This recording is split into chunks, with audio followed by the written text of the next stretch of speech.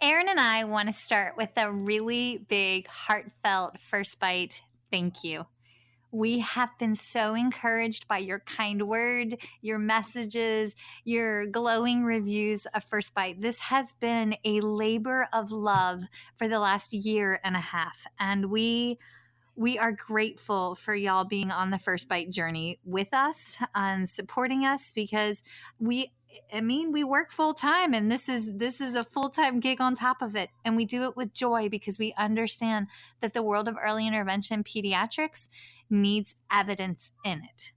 So we sweet talked the folks with speechtherapypd.com, and as a thank you giveaway, we have come up with a free pod course subscription.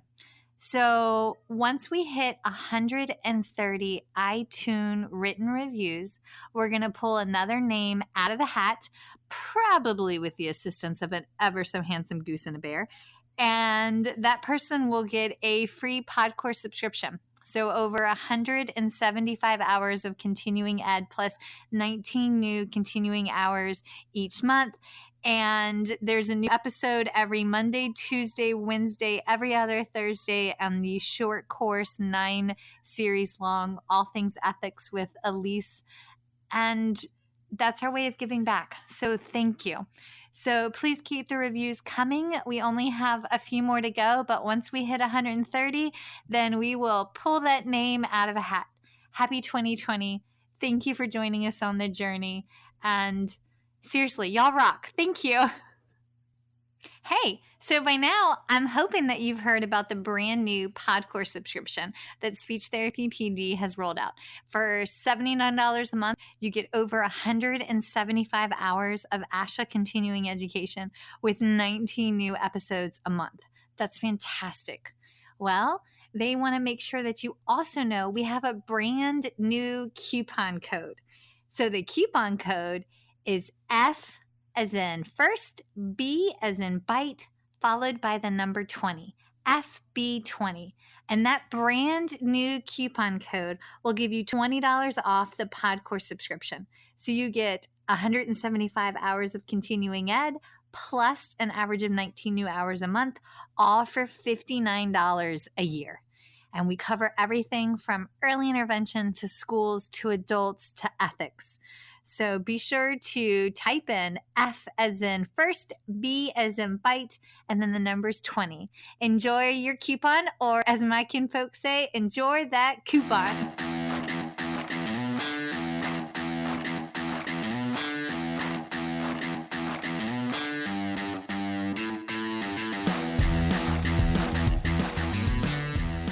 Hi folks, and welcome to First Bite, Fed, Fun, and Functional, a speech therapy podcast sponsored by speechtherapypd.com.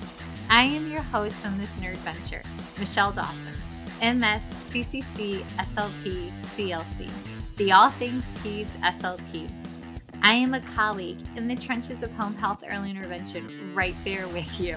I run my own private practice, Heartwood Speech Therapy, here in Coletown, South Carolina, and I guest lecture nationwide on best practices for early intervention for the medically complex and fragile child. First Bite's mission is short and sweet, to bring light, hope, knowledge, and joy to the pediatric clinician, parent, or advocate. By way of a nerdy conversation, so there's plenty of laughter too. In this podcast, we cover everything from AAC to breastfeeding, ethics on how to run a private practice, pediatric dysphagia to clinical supervision, and all other topics in the world of pediatric speech pathology. Our goal is to bring evidence-based practice straight to you by interviewing subject matter experts. To break down the communication barriers so that we can access the knowledge of their fields. Or, as a close friend says, to build the bridge. By bringing other professionals and experts in our field together, we hope to spark advocacy, joy, and passion for continuing to grow and advance care for our little ones. Every fourth episode, I join in. I'm Erin Forward, MSP CCC-SLP, the Yankee by way of Rochester, New York transplant who actually inspired this journey. I bring a different perspective, that of a newish clinician with experience in early intervention, pediatric acute care, and nonprofit pediatric outpatient settings. So sit back, relax, and watch out for all our squirrels and enjoy this geeky gig brought to you by SpeechTherapyPD.com.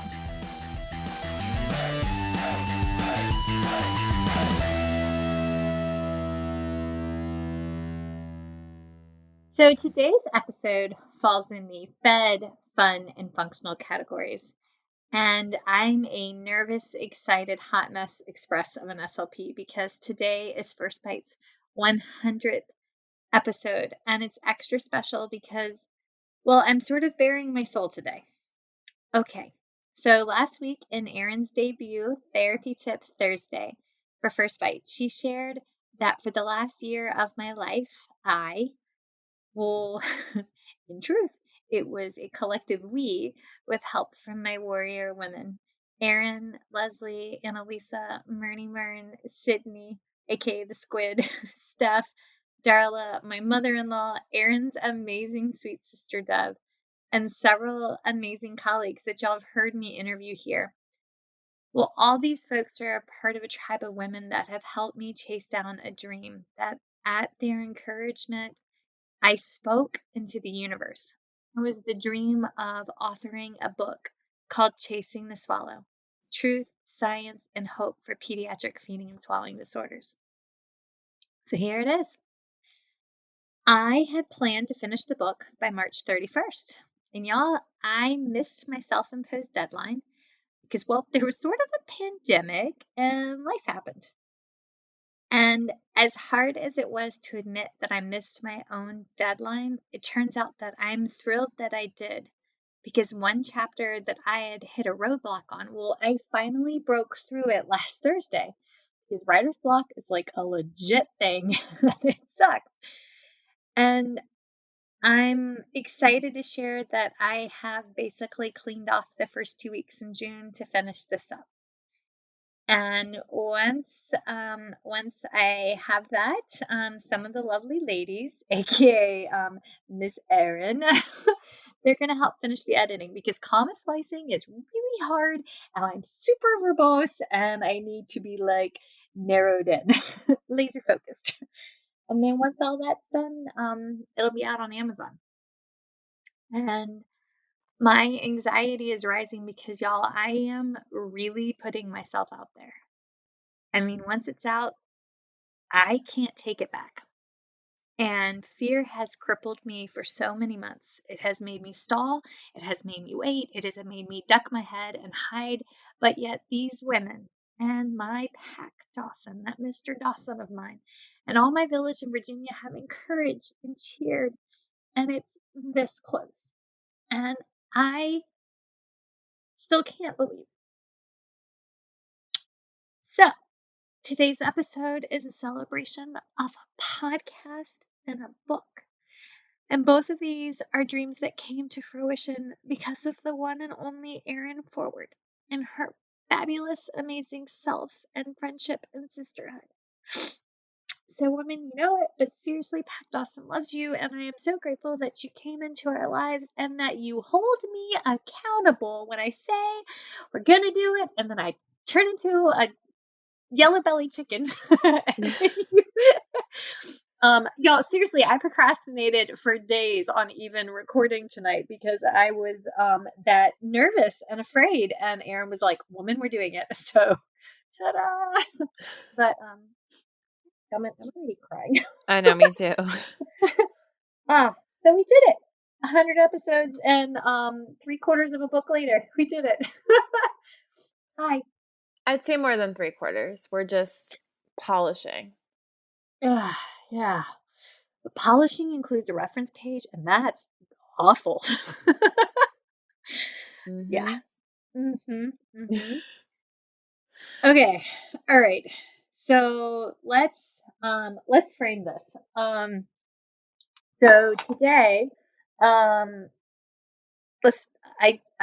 just have to say that I kind of owe Anna Grace the title, because when she was my student, I told her, she was like, well, how do you know where to send these people? Like, how come it's not just a feeding aversion? And we're sitting there in the car. We were probably at Lowe's, bless it, because whenever I have a patient cancel, I somehow find my way to Lowe's to buy more plants. Christian's very, very, a very patient husband. And I was like, you just have to chase that. And I may or may not have said a 4-letter word. I was like, you just have to chase that all the way down. That got changed over to chasing the swallow because you can't say chase that and then put it on a book cover. So, I mean, you could, but it would probably not be copacetic and popular. Yeah, different Yeah, audience. different audience. Well, probably the same audience, but not nearly as nerdy. Maybe we'll Fair. do that for the second edition, the unedited version. But so yeah, but that's kind of how this all came, because where do you begin? And Mhm. that's hard to explain. So that's all I have to say on that, because I'm really not good at talking about something I've done. So I'm going to awkwardly be quiet and hand the microphone to you, Erin. Well, I mean, we've talked so much about what you want people to know, what we want people to know. Not saying we know half of or a quarter of what we should know, but the hard part about what we do is that we really, really need the help of other professionals and other specialties, because what I love about feeding therapy is you kind of get to be detective, because these issues that kids are having all can present in the way that they communicate, in the way that they eat. Specifically, the way that they eat is what we're talking about today. But like, as speech pathologists, like, there are so many systems and muscles and organs that all work together to culminate in feeding, but we're seeing that end product. So how do we go from that end product and work on that when there's so many pieces prior to what we're seeing?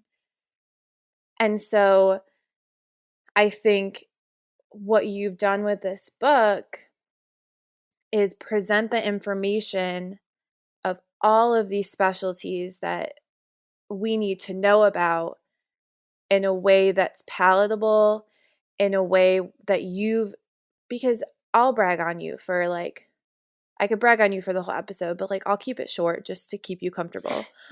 Thank you, because I'm like literally squirming. You've done so much research and seen so many patients that people who especially are starting out have never seen. And so you've done all this work of researching and, waiting in the parking lot of a daycare for the allergist to talk to him about it, to ask him questions, and Thank you, Greg. and reach out to pediatricians. And you've done the work and you've put it into a book form that now is manageable for someone, that they can have the information to know what symptoms to look for, to know, and it can show us how to build the bridge, as we always talk about. I mean, I can say I haven't seen anything like this before, and I think it's very hard and overwhelming, and you realize that like you can't do your job on your own. And for some people that can be incredibly frustrating, but I think it's amazing that we get to play detective, and that involves sending kids to a lot of other specialties. But that's really cool. And sometimes if you've watched any detective movies, you're going to be wrong a lot of the time, but you still have to But that's try. cool too. Yes. That's cool too. And you learn you learn just as much from a no as you do from a yes. Yep. So don't be afraid. But I just, to give everyone like a generalized idea of what you're looking at with this book, and you put your stories in there. That's what makes you you. That's, people get to see these, cases that you've had in these moments, and how those referrals change those kids' stars, as you would say. So we're going to talk today about, we're going to go a little bit into some specifics of that, but I mean, Y'all, it's very cool. Like, I'll just brag on it because, you know, I can, but. Can you help me? So that's so every chapter starts with a moment in time with the kid and the signs and symptoms that I saw during that eval, during that one moment that made me think, hey, we need to see this specialist. And then we segue over, and that's the truth, the moment of truth, so to speak. And then we segue over to the science. What's the specialist do? What kind of tests do they run? And and we go into a ridiculous amount of details. What signs and symptoms would get me there. And then we build the bridge back to our case and wrap it up with hope. And I put my flaws out there when I've been wrong, when I've been inadequate, and every once in a while when we hit it out of the park because we get the right team. And that's what we're going to do today. We're going to go through and talk a little bit about 3 different specialists and, well, I guess technically 4, 3 or 4 different specialists, and how our collaboration with them is critical. So, without further ado, because I'm like a hair's breadth away from like melting into a puddle and going and living under a friggin' rock, which is not a bad idea because we've been binge watching the Croods lately. And, you know, sometimes the daddy caveman's right. You need to just be under a rock. So, like, you know, it's fine. Oh my God, my heart rate is like literally elevated from 81 to 92, and we're 10 minutes in. We're fine. It's fine. It's Okay. fine. So Erin, let's start with GI. Well, let's start with putting my reading glasses on so I can read what the heck is on my paper. Let's start with GI. Yes. And you have your copy of the book on your desktop. And I got mine. The beautiful thing is all the information's right there, folks. So let's go with their schooling. You want me to be the nerdy one and go through the schooling? Yeah, you start. Page? Okay. So, science behind a pediatric GI. Okay. And this is interesting to me because I want to know why is there so few GI docs that I really feel like are in the know? Okay. And that's been super frustrating. And what do they know that's more than me? And how long have they been in school? And if I'd been in school a little bit longer, like, could I have been a GI doctor? Yes, but no, there's blood and I don't want to touch other people's food. So, Yeah, it's a lot of poop. Yeah, it's a lot of poop. Okay. So, a pediatric GI, gastrointestinal, they are typically in school, and you can check all of this out. There's this fantastic website, and I will pull it. The American Board of Pediatrics has specifics on pediatric gastroenterology. The American Board of Pediatrics actually, when you get on their website, it breaks down the different specialties and subspecialties of pediatricians. And I thought this was pretty cool. So they've been in school for 4 years of med school. They got 3 years of residency, followed by an additional 3 years of a full-time, broad-based fellowship training in pediatric GI by an accredited program. Okay. And then they have to apply to be recognized as a subspecialty by the American Board of Pediatrics. Okay. So they're in school for a lot longer than we are. Okay. A lot longer. A lot longer. So, but some of the diseases that they cover, well, good God Almighty, there's a ton. But let's backtrack. Erin, what signs and symptoms when you're doing your eval would tell you that you need to get a kid to a GI? So our kid had, we find that she doesn't poop, but like once a week. But you're filling them full of Miralax and Milk of Mag? Totally fine. A lot of times, the part with GI too is a lot of times some of the lead to GI might come after a swallow study. Like if I think there's something esophageal going on, for example, if you're seeing like they start introduction to solids, and that's when they kind of start to refuse. Is there something esophageal going on? But then sometimes you'll kind of go to the swallow study first, dependent. I think And folks, by esophageal, you're looking at like motility or structural abnormalities, like a stricture, it's just, yeah. jackhammer, inability for the LES to open. Yeah. Mm-hmm. Yeah. Also, I mean, especially if you have your preemies, if they show a lot of signs of reflux, like if they're overeating, if they are arching after they eat, if they have a lot of emesis after feeds, that's definitely when those are some of other symptoms. I know there's a ton. What other ones do you have? The overeating is really counterintuitive on the surface. So like when you first see that like a kid's overeating and they're eating nonstop and they're like rapidly gaining weight, like you wouldn't think that that would be a problem, but that's typically a sign of GERD, or they're trying to it's a nutritive suck that's bringing comfort, Mm-hmm. right? So they keep eating, vomit, then keep eating, vomit, or they're just super irritable and fussy afterwards. Dream feeders. Yep, dream feeders. Because otherwise, so dream feeders refers to there's different stages of the sleep cycle. And so if you ask the mom, when does your little one nurse best? When can you get like the biggest volume in for the day? They're like, oh, when they're falling asleep, or right before they fall asleep, or I wake them up at night. That's a classic one.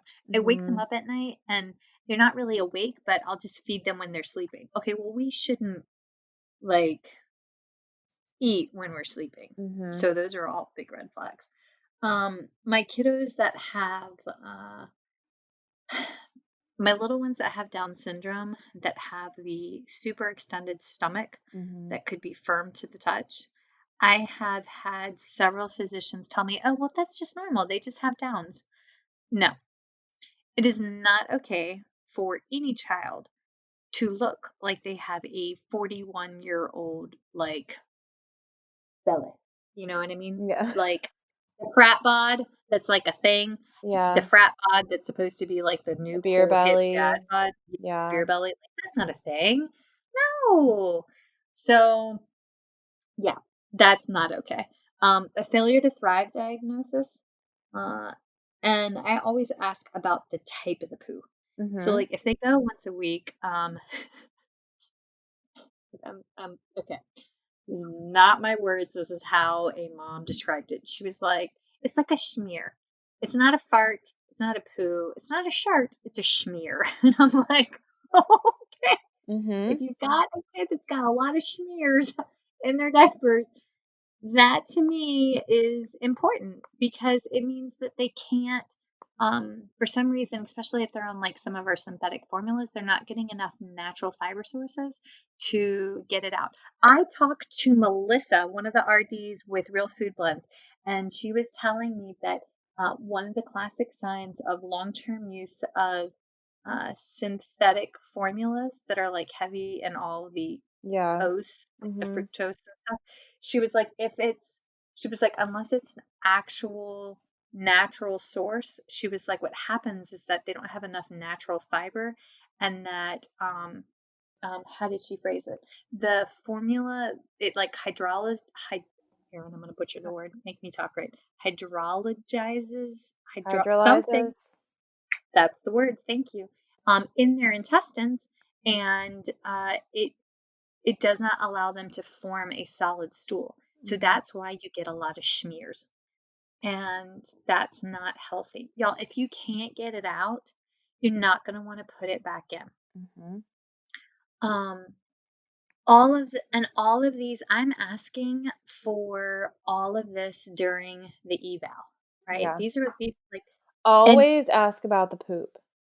Don't yes, ever forget to ask about the poop. yes. And I go so far as to ask them to take pictures, especially if they start saying, well, it's really greasy and they have a lot of floaters. Like, that's not healthy. Mm-hmm. That's an issue with digestive enzymes and mucus production. And so, I mean, y'all, there's somebody out there that has my cell phone number, and bless it, my cell phone died. And when it saved, I didn't get the contact. And this lovely person and I have been having numerous conversations about pictures of poop that they're sending, and I don't have the muchness to ask their name.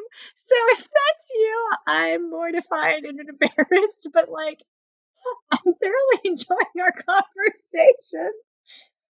Yep. Christian just called the mystery poop message, and I'm like, yeah, that's cool. Okay, but like all of these are reasons that we would get to a GI. Okay, so what are they going to do when they go to GI? Like, that's the biggie. So we get them to GI. And then the next step really depends on the quality and caliber of the GI that you're going to meet as to what they're going to do. Because some GIs will, it's acid reflux, put you on Prilosec, and send you on your way. Or no. Or we're fine. It's just, they're just a happy spitter. And there are some happy spitters, but yeah, your kids aren't usually happy spitters. No. Neither are yours. True. Yes. I love that our island is increasing because there's a whole bunch of people that they're nodding going, dude, I've never seen a happy spitter, but like, yep. Okay.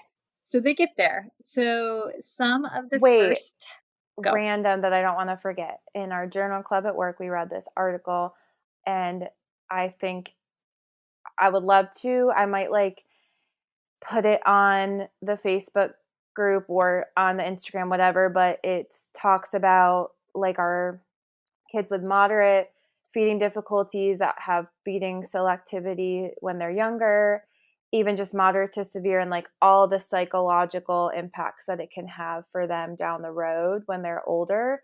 Like the kids that get pushed out by pediatricians that just, oh, this is normal, they're just picky. But there was a huge percentage of those kids that had anxiety and other psychological damage, either in combination or kind of as a result of these feeding difficulties. Very random, but I think it's good information for our physicians, speaking of interprofessional practice, to have to understand the long-term damage it can have. Sorry. Yes. Go ahead. No, we'll put that's that perfect. up. Okay. Yes. And okay. Also, this is why Erin and I are huge fans and advocates for Feeding Matters. Okay. There's a couple of different feeding groups, professional groups out there that you can join. But Feeding Matters is the first one that's family driven. It's the first one that places a specific emphasis on family and caregivers being part of that evidence-based triangle team. And I love that. Also, the greats in our fields, and by fields, please, I hope you could hear the S on the end of that. We have psychologists, GIs. One of the lead GIs at Boston Children's is on there. I mean, these are people that serve on the board that are decision making, and they've written policies and updated the Pediatric Feeding Disorder ICD-10 or ICD code that they're trying to get adopted. And they've put all of these recommendations in and are in the process of drafting. Well, they're trying to standardize the form. It's a form that will be added into the developmental screener checklist. And that's huge. So that every child, when they go to the pediatrician's office, and if you're a mom, especially of a little one, you go for the, 2-day checkup, the 2-week checkup. Well, I don't know. I had preemies, so like we basically lived at the pediatrician's office, but like whatever like the normal protocol is, they go through and they make you fill out this giant form to check 1, your mental health, but 2, your kid's development. And they're adding PFD screens in there because it is huge.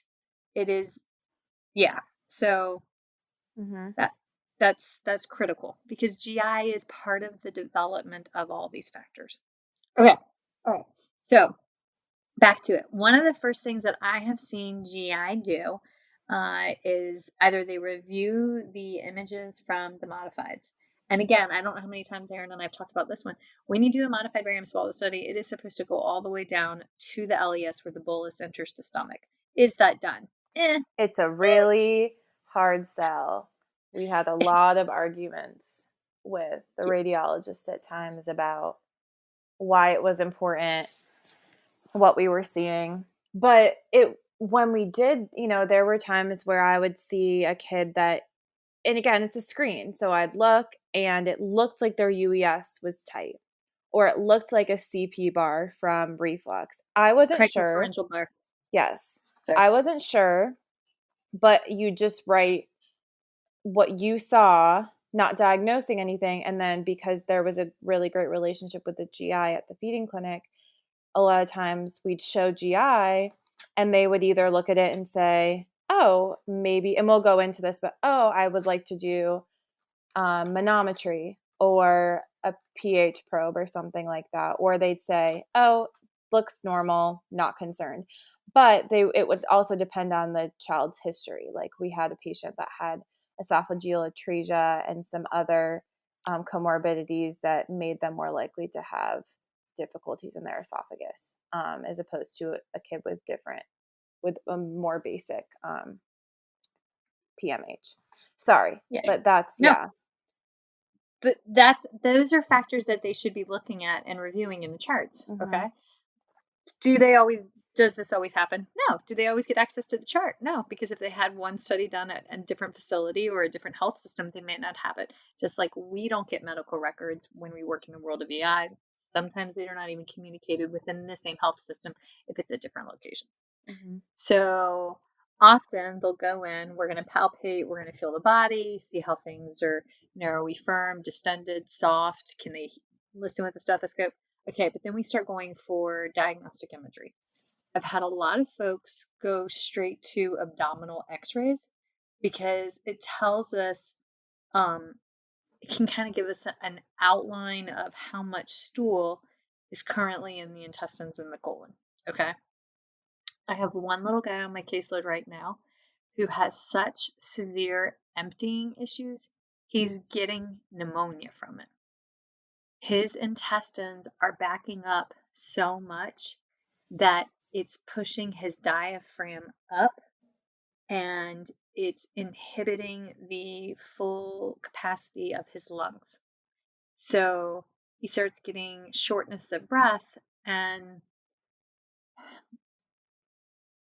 it looks like the hospital-acquired pneumonia when you have the patient that's bedbound and can't get up to move, and they bring in, the incentive spirometer to kind of like try to get their lungs moving, right? Mm-hmm. Well, the more constipated the little one is, the less he wants to move, and it's literally backing up into his lungs. So that when they did x-rays and looked at his intestines and looked at his lungs, it was like his oxygen levels were dropping into like the high 80s on room air, because he could not breathe because he was literally full of poop. And the first indicator was the abdominal x-ray. And poor kid has been hospitalized a couple of times with this. But these are big, bad, and unpleasant ones. Okay. So we have abdominal x-ray, chest x-ray. I'm just kind of going through a few. Mm-hmm. A CT scan. I thought this was kind of cool because you wouldn't think a CT scan would help with intestines, but when they're doing a CT scan, I have a little guy who has Down syndrome who had such bad distension. They did a CT scan, and an abdominal CT scan, and they were specifically looking at shape and size of liver, pancreas, and gallbladder. And they used it to rule in and out some big, bad, ugly things. I don't need to know the big, bad, ugly things. I want to be grateful that the doctor rules them out. But that didn't come to my mind as like being like a common test, Mm-hmm. Also, yeah. An upper GI looks at the anatomy. An upper GI does not tell you if a child has reflux. You will also hear GIs tell you they didn't have reflux on their upper GI. You're not going to see it on the upper GI, just to clarify. you need a pH probe.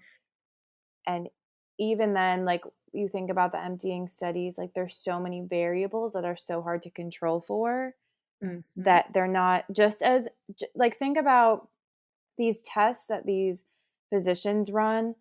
Similarly, I mean, we have some other variables with a swallow study, but similarly, they have other variables when they run these tests as well. So just as an modified barium swallow study is a gold A standard, it's moment. not perfect. So these are Mhm. also moments in time. So just Yeah. like keep that in mind. Like they're over, we don't not knowing more about them can help them be less overwhelming, but to know that they're not perfect is important. Yeah. And upper GI specifically is used to rule out like blockages and ulcers. And a lower GI sits in for the intestines, colon, and rectum. So Mhm. upper GI basically goes from all the way down to the stomach, but once it goes into the intestines, you're hitting a lower GI. Because it's basically a barium enema, so it's only going to hit your large intestines, colon, and your rectum. Okay. Mhm. So upper GI catches it on the upside. Um, okay. Some other lovely ones, stool studies. You guys, the research coming out of Arizona on the microbes that are healthy and should be in poo is fascinating stuff.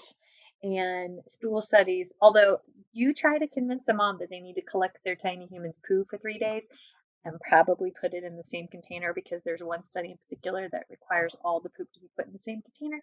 Like they're not really going to be that. I mean,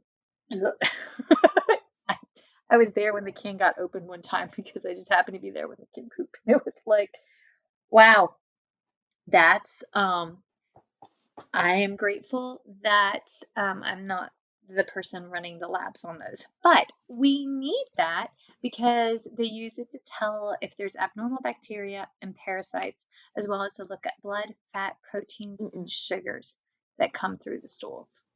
And there's a ton more. Another reason that I would send to a GI, and we didn't hit it earlier, and I should have, is chronic complaints of lethargy and fatigue. Mhm. Yeah, because that has resulted in some stool study samples. So, yay, yes. Okay, Sorry, so my GI. cat is clawing on my papa's chair and we're not pleased. We're fine. We're fine. Sorry, talking to you upstairs. I was like, they have to be quiet for an hour because they barked through the other one that I did today. Okay, so I think we've covered everything. All right, so what can a GI do when they're on your team? All right, look, they're going to get the diagnosis of what's going on with this kid, either rule it in or rule it out. And then they assist in getting that kid to a point of baseline. We're either going to regulate the bowels, and a lot of times it's done through medication. We are going to have a surgical procedure. Say that kid has a stricture. They're the ones that are going to fix that. Say the kid has Hirschsprung's disease. They're the ones that are going to go in and remove the uninnervated portion of the intestines. Say that child is having issues and requires rectal dilatation, dilatation. Uh, those that's actually a thing. And Well, and our GIs are also very important with our kids on feeding tubes. yes, They're very important wow, I in, completely forgot that. Yeah. well, I mean, we were talking about like our kids we first, are not as obvious kids, but I mean, the GI a lot of times is the one that you call when you have a swallow study where they aspirated everything, or Mhm. they're a lot of times that decision maker as far as condensing feeds, and if we're wanting to tube wean, like Or they're go from an very A tube to very. a D. Mhm. Mhm. And I had a lovely call today from a delightful SLP named Abby.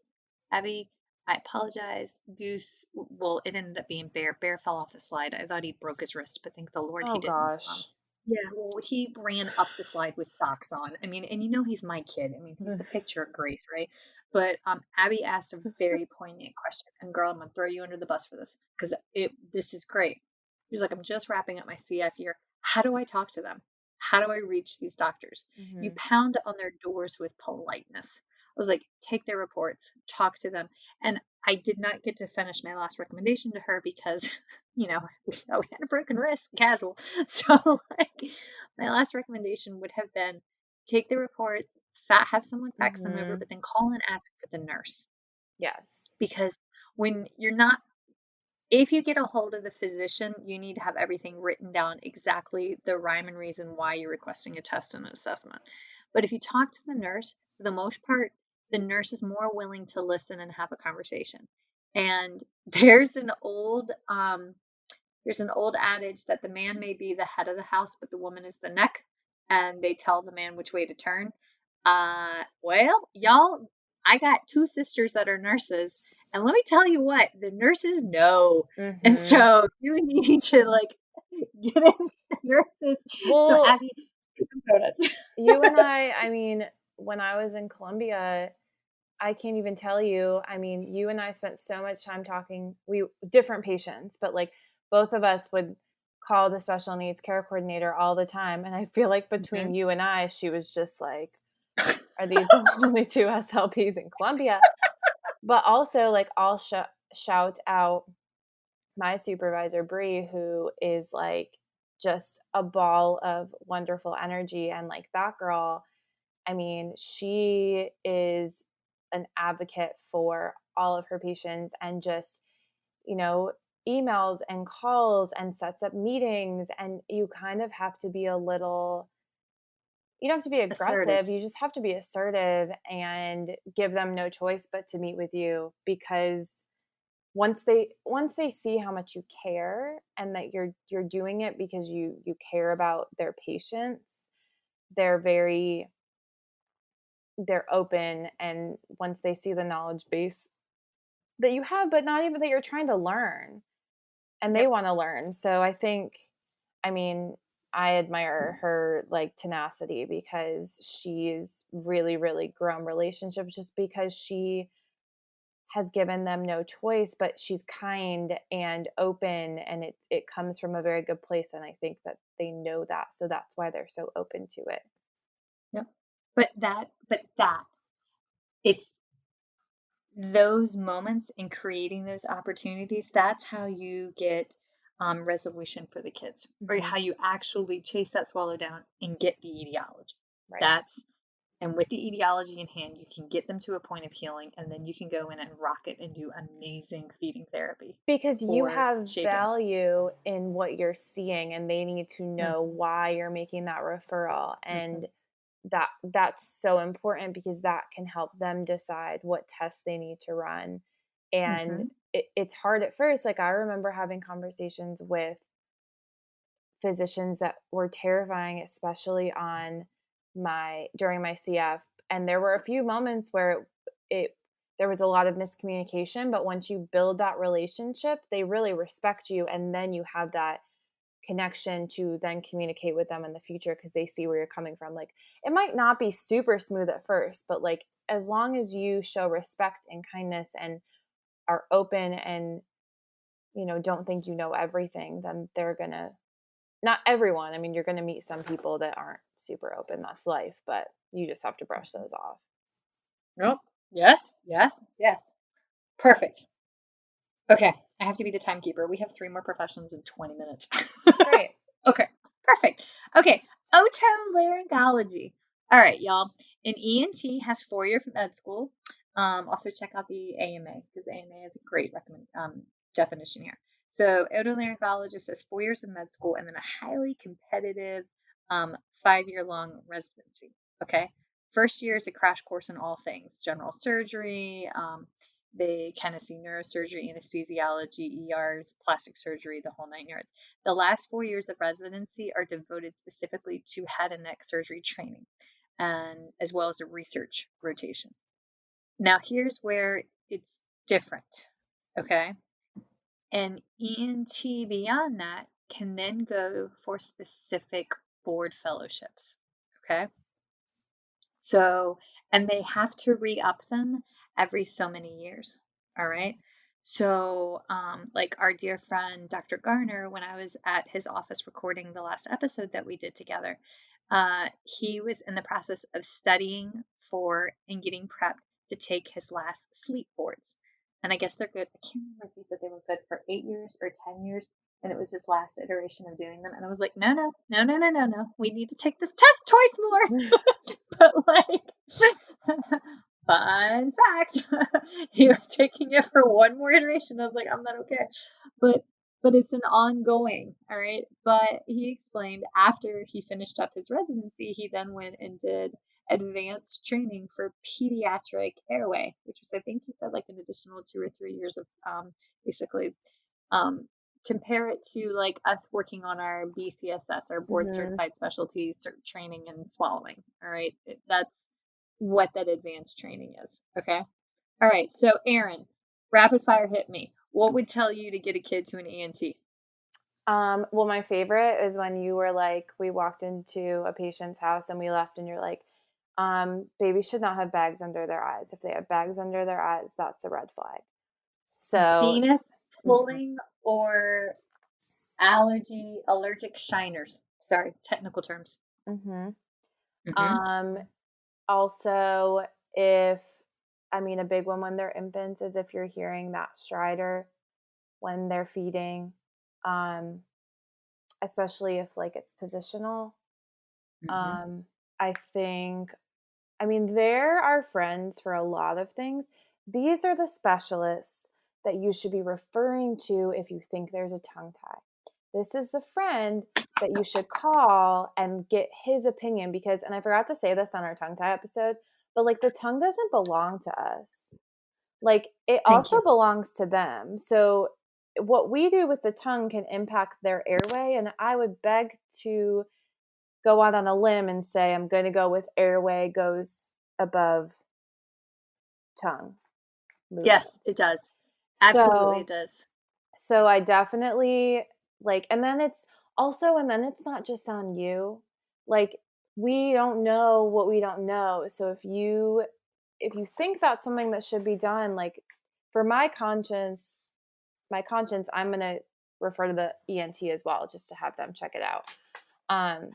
And especially in peds, the ENT, like when I had my externship at the Children's Hospital, we did fees clinics. So they were the ones, and I'm not sure, I think it depends on where you are, but I think in a lot of children's hospitals, the ENTs will be the ones scoping and you'll read. It depends on laws and restrictions, but so or they have to be in the room. There's a lot of major facilities where the SLP can do the swallowing study with a scope. But the ENT has to be in the room or in the building.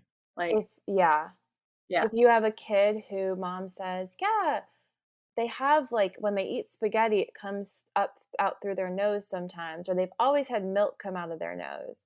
Do they have a submucous cleft or vomit come out of their nose?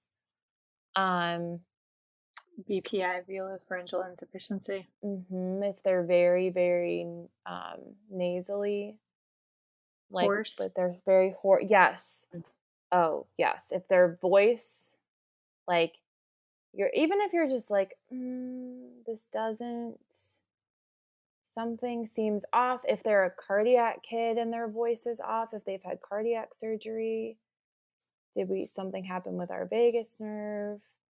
And the answer is yes, especially if they had cardiac surgery, because there also could have been trauma during intubation. Sorry.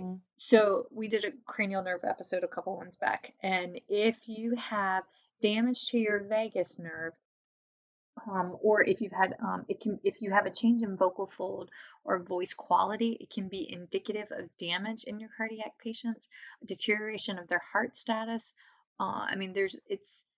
If you have a cardiac patient whose voice goes on the fritz and they're of geriatric age, good for the goose, good for the ganders. It's also indicative of pediatric concerns. So, yeah. What are some other ones? There's like a million other ones, but I'm trying to think. Signs and symptoms of obstructive sleep apnea. We have night sweats, irritable behavior, ADD, ADHD, I'm basically describing Theodore here.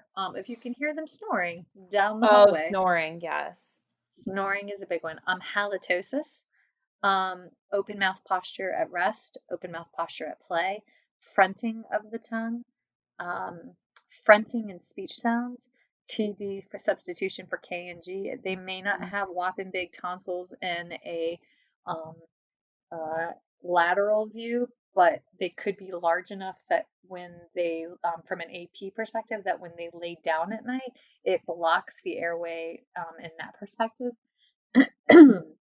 But that's right. All of these, and so here's the deal. A doctor, an ENT cannot tell you if the child has laryngomalacia or tracheomalacia just by listening to them. They can say, hey, I hear the signs and symptoms, but it's the same thing as a swallow study.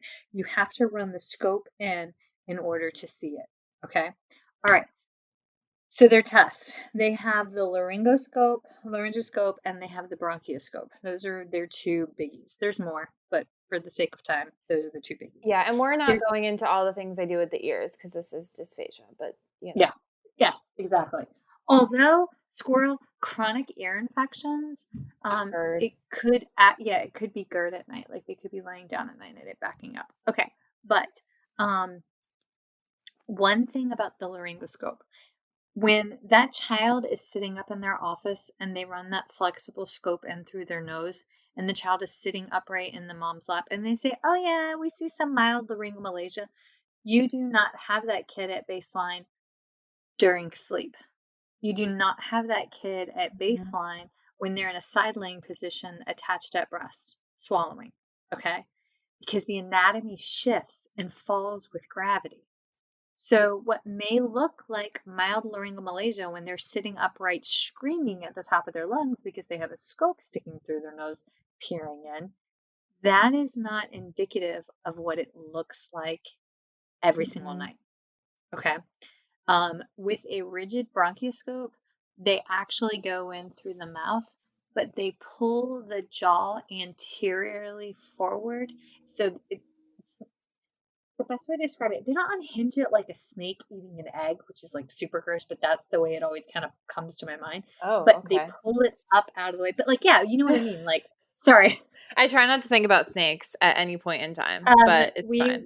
We were on a hike for Mother's Day weekend over at Timberman Trail, and Christian was like, make sure you guys stay on the sandy part. That way, like we don't have to worry about snakes. And then Bear and Goose were telling me all about like the wild kratts episode. And I'm like, well, thank you, Great. PBS kids, for educating the kids. But like, there it is. But okay, but like the jaw moves like that. And when the jaw moves like that for the rigid bronchioscope, it actually changes where everything lays at rest. And the children are sedated for that procedure. But like, so again, you're still not getting what it actually looks like.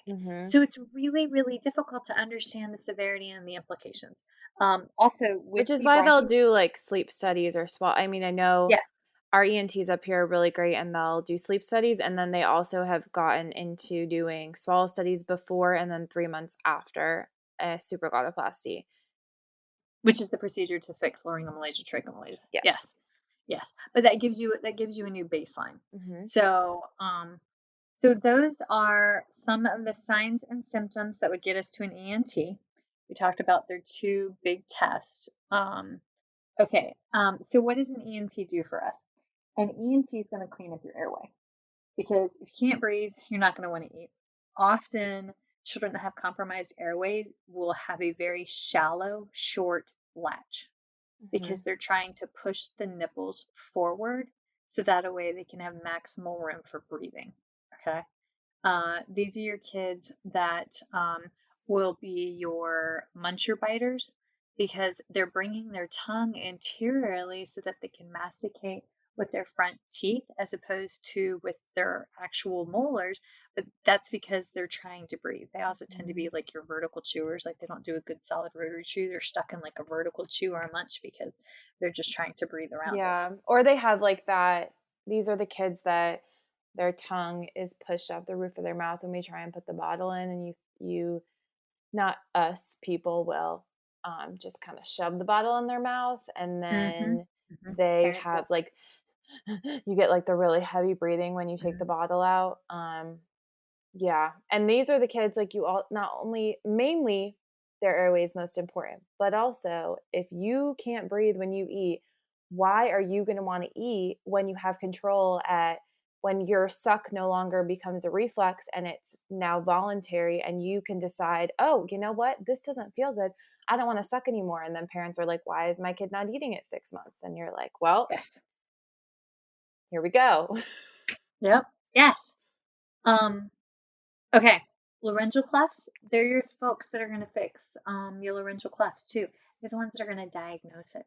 So if you got that kid that for whatever reason just can't seem to get it together with thin liquids, high Mhm. fast liquids, y'all get them to an ENT. Let them run that rigid bronchoscope in because you're probably going to find a level 1, level 2 cleft in there or something like that. But Yeah.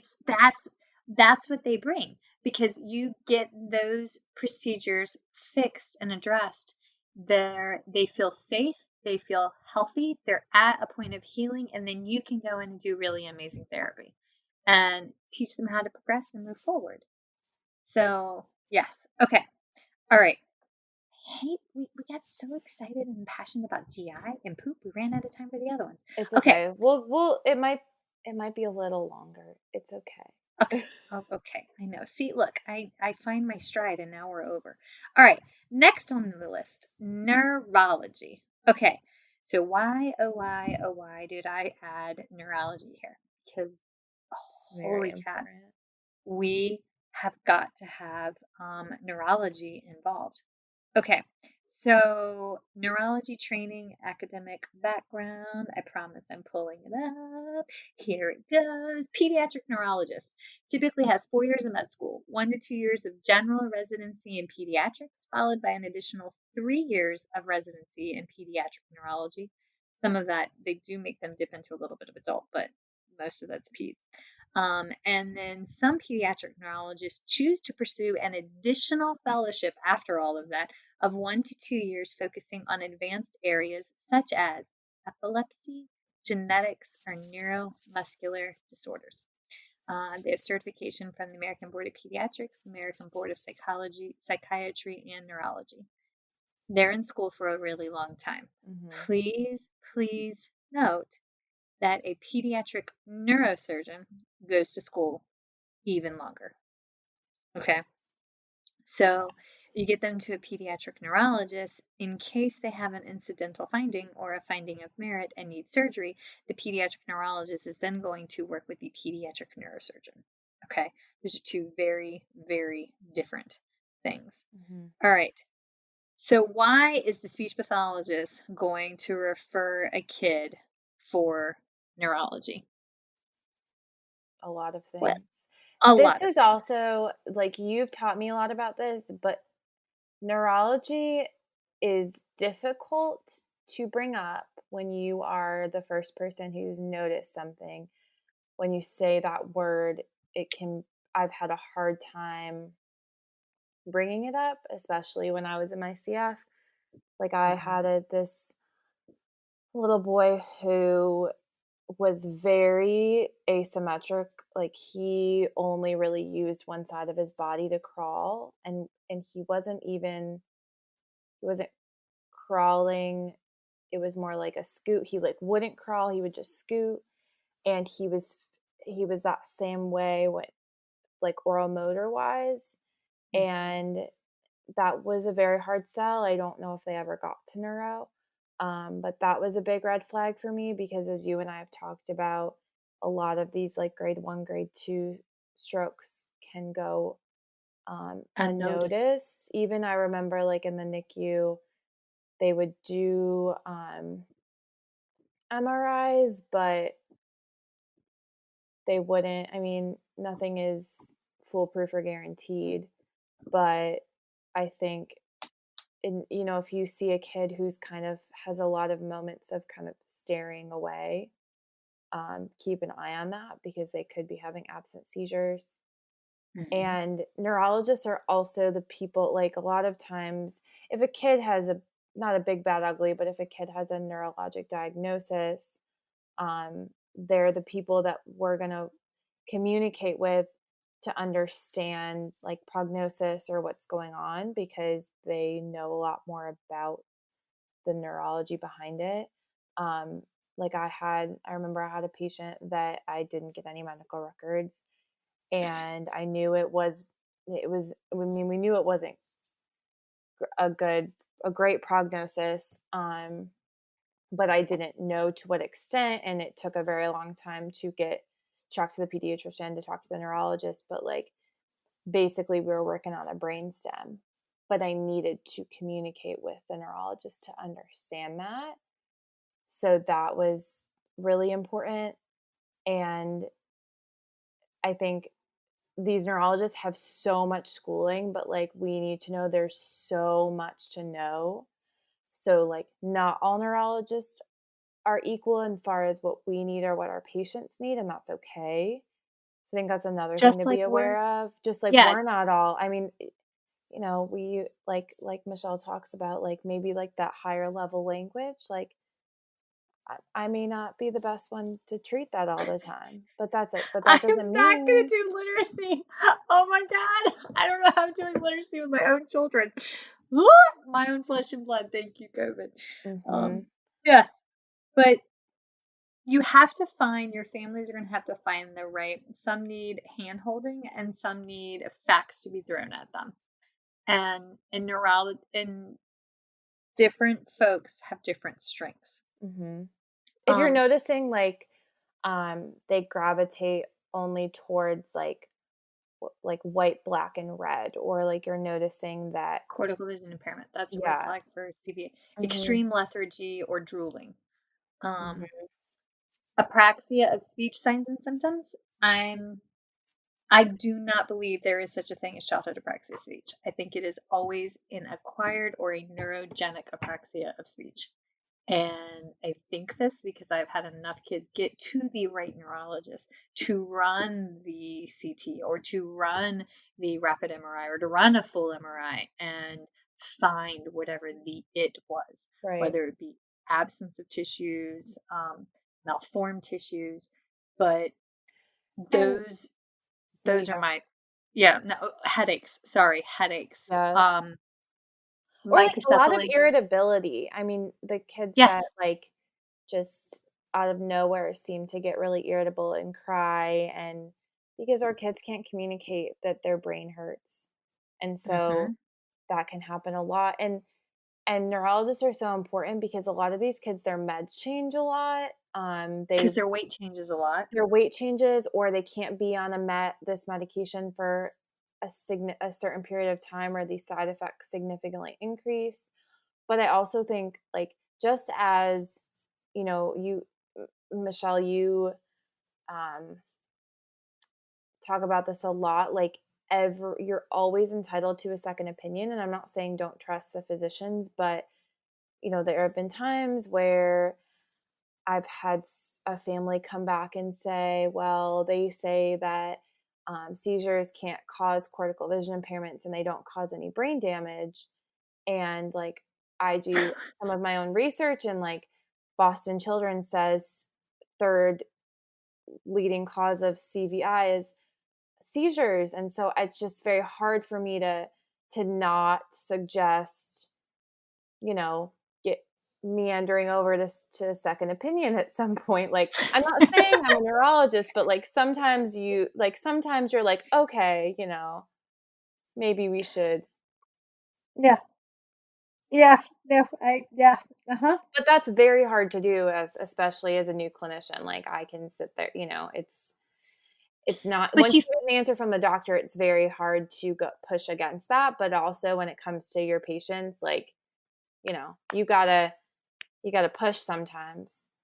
yes. Because we've also, they may have, because of us dealing with feeding and dysphagia, like in our, as you talk about your evidence-based triangle, like you may have seen more kids with a specific diagnosis than they have. You may have not, but like you can kind of advocate for that based on what you've seen, and then help build their evidence-based triangle. Not that Yes. but like. But when you get so many outliers, you're going to have the kid on your case that's an outlier. One of my Okay, so we're going to ask for 7 minutes extension time tonight, folks. We're going to ask for 7 minutes of grace. Okay, so one of my outliers was this sweet little boy who wasn't big as his minute, and his mama was a tall drink of water, just like his daddy. And this little guy came to me because he had chronic um, constipation, and he was a quote unquote behavioral picky eater. Mhm. So we went through all the things, and I mean, he would get up and run, but his gait was off. He was like 3 and change. His gait was just a little. He was the kid that would fall a lot, right? Which is saying something coming from me with the boys. But I mean, he reminded me of a turtle. Like he'd get down, but he'd have to like rock side to side to get back up. And I had my sweet friend Paul come out, and Paul came out and did his eval, and he was like, he's got just a little bit of difficulty crossing midline. And mentioned something to mom off the cuff about we were joking around with little boys messing with their tallywhackers, and boy moms in the room, like when they're little and you're changing their diapers, sometimes they get like a little, too excited, right? But they're not doing that. It's just it's a physical neurologic response. The mom goes, "Wait, you're telling me that they get hard when they're little?" And I was like, "Wait, you're telling me you've never seen that?" And she goes, "Never." And I was like, "We have a problem. What else? Take me back. Take me back to the pregnancy really quick. Walk me through." At week 20, the child had an ultrasound. They were concerned for spina bifida, but the subsequent ultrasounds said everything was fine, right? However, he did have a slight rash at the base of his spine. Not a rash, but like a slight discoloration and a tiny little sacral dimple. Not a big one, just a little one, right? And long story short, they got the kid to a neurologist. Neurologist did an MRI of head, neck, and spine. That baby had spina bifida occlusa. It was an internal form of spina bifida. They had to go see a neurosurgeon, and inside of 2 weeks, he had spinal surgery. And guess whose constipation cleaned up over Christmas break? And the rest is history. But that was because of a neurologist. Y'all, that fundamentally changed who I was because of a neurology consult.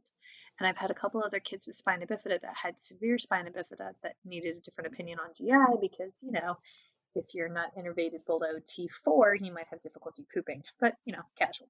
Okay, let me hit the test because we've got 4 minutes. Some of the tests that a pediatric neurologist recommends: CT scans, head, neck, and spine, an EEG.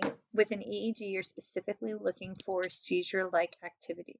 Or, is it differential diagnosis? Is it seizures? What type of seizures? Oh, Epilepsy Foundation. Oh, I love their website. It's epilepsyawareness.org. Y'all, their website is amazing. It goes through and explains every single seizure type and what to look for. A spinal tap, a lumbar puncture. With that, you're probably looking for ruling out meningitis. I've had several friends whose little ones have contracted meningitis from across the continental United States, resulting in field of vision changes, severe and profound intellectual disabilities, hearing loss, all from a kiss when they were too little to fight it off otherwise. MRIs. Okay, so the last one, which we're not going to do justice, and a certain Crystal is going to beat me with a wet spaghetti noodle, is an occupational therapist. Who should be our best friend. Yes, if you are not referring to an OT, and I'm just going to say this because it really bothers me. If you think that an OT just does either what a speech therapist does or what a physical therapist does, you are very wrong and should check yourself a little bit. Or if you want to get stabbed in the eye by an OT, because y'all, they're far more ask if they work on handwriting only. Ask if they work on handwriting or stringing beads, and watch them kill you slowly. And I'll be like, oof, you were warned. You were warned. Okay. We've said this before, but in different countries, OTs run pediatric feeding and swallowing, not the SLPs. If you go to Canada, OTs are on point. If you go to Austria, which is where one of the primary feeding tube dependency clinics in the world is based out of, it's OTs running point with, GI and pediatricians, but not the SLP. Why? Because they're the gatekeepers to regulation. If you have a child who is unregulated, if you have a child that you are trying to get them to walk in the door and sit down and try a new food that's outside of their comfort zone, and they're ping-ponging all over the place, they are like me trying to avoid recording tonight out of fear, bolting and going all over the place, or ducking under the table, or being twitchy and jumpy. Those are all red flags that they're dysregulated, sensory seeking, sensory avoiding. I know enough to scratch the surface, but this is not my specialty. But y'all, this is what an occupational therapist does. Okay, so training and academic background. Most states now require a master's degree in occupational therapy. A lot of a them have doctoral, different. right? No, it's moving to a doctoral. It's going to be a DOT, like a DPT, but most states it's just the master's in occupational therapy. Physical therapists moved to the DPT first. OTs are now rolling it in, but we still have some that have a bachelor's degree in OT, but they're OT-R'd, like OT registered. And the OT Association is set up more similar to ASHA than the PT Association, but it's still slightly different. Also, in case you didn't know that, go look at the requirements. Like, we have to be members of ASHA in order to hold our Cs, but like physical therapists don't have to be members of the whatever their professional association is, which is kind of interesting. But also, we have more stringent guidelines on CEUs than some of the others, and I appreciate the stringent guidelines on pursuing CEUs and the amount that we have to. All right, so we're going to go over by like an additional 2 minutes. Okay, we're going to put a disclaimer out about this one. This is the long one. Okay, but but they are moving towards a doctorate in occupational therapy, and I think they'll end up being what was it, like a 4 + 2 + 1, so like a 7-year program, or like 6.5. Yeah. Okay. So, which is far cry than a CODA, which most CODAs only get a 6-week practicum. Certified occupational therapists, they mostly get a 6-week practicum in pediatrics during their 2-year degree. So if you have a medically complex fragile child and they're getting serviced by an assistant, you may want to advocate for the licensed professional. I am aware that there are unique circumstances where CODAs and PTAs are stellar and amazing, but advocacy.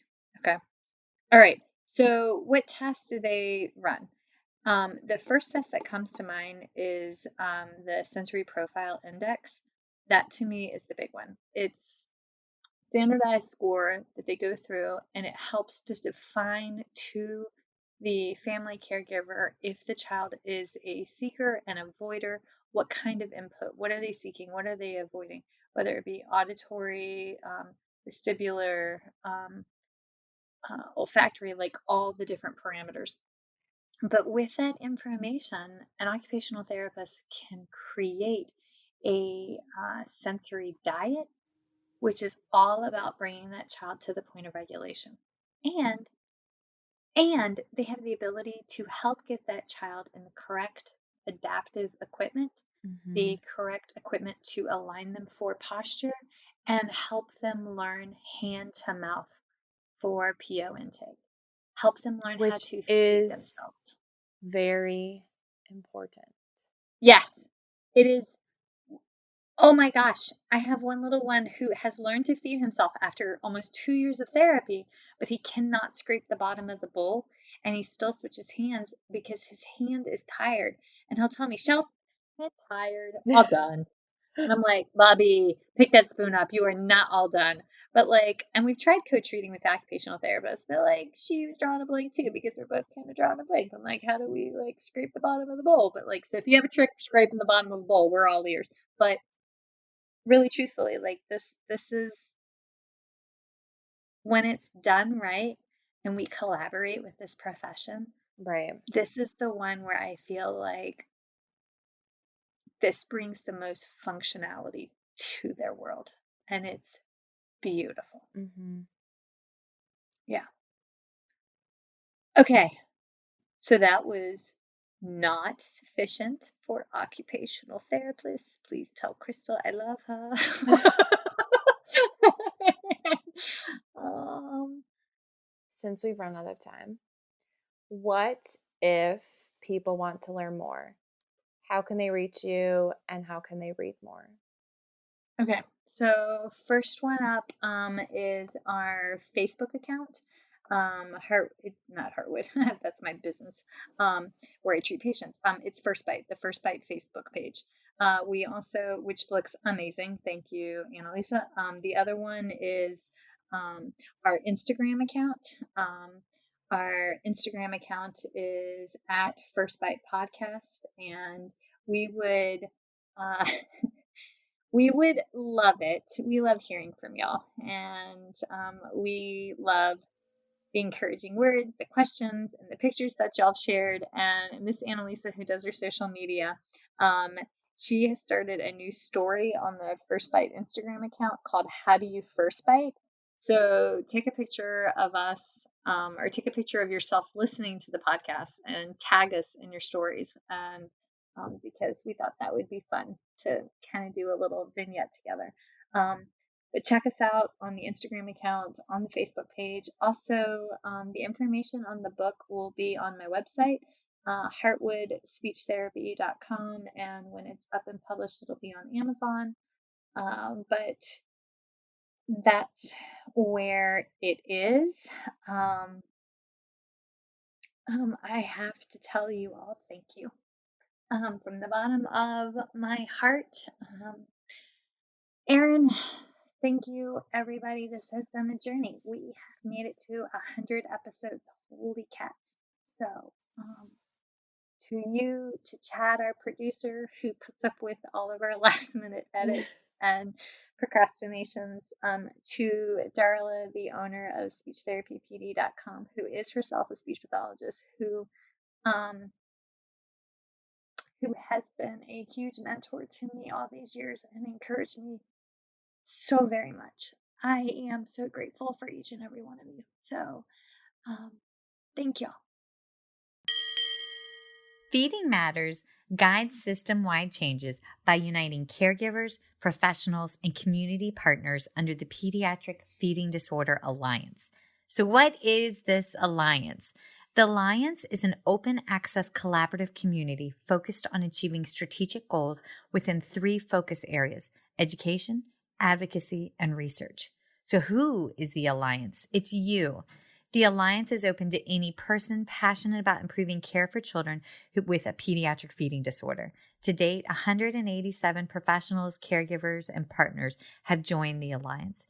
You can join today by visiting the Feeding Matters website at www.feedingmatters.org. Click on PFD Alliance tab and sign up today. Change is possible when we work together. That's a wrap, folks. Once again, thank you for listening to First Bite, fed, fun, and functional. I'm your humble but yet sassy host, Michelle Dawson, the All Things Peds SLP. This podcast is part of a course offered for continuing education through SpeechTherapyPD.com. Please check out the website if you'd like to learn more about CEU opportunities for this episode, as well as the ones that are archived. And, as always, remember, feed your mind, feed your soul, be kind, and feed those babies.